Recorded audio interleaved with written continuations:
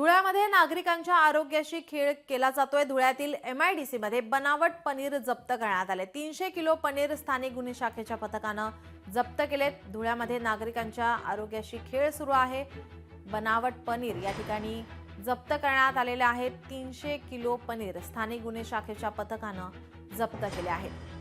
MIDC मध्ये ही कारवाई करण्यात आलेली आहे।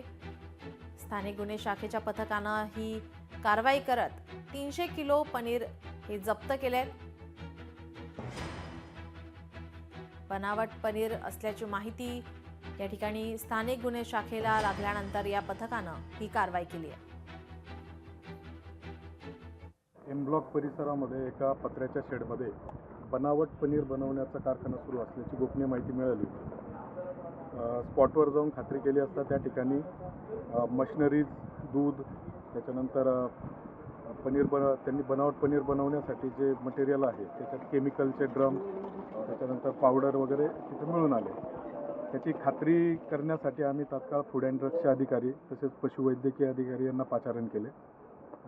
फूड अँड ड्रग्सच्या अधिकाऱ्यांनी त्या ठिकाणी त्याचे सॅम्पल वगैरे घेतलेले आहेत। लॅबोरेटरीमध्ये चेक केल्यानंतर पुढील कारवाई करण्यात येईल। लोकशाही मराठी ऐका, पहा, जागरूक रहा।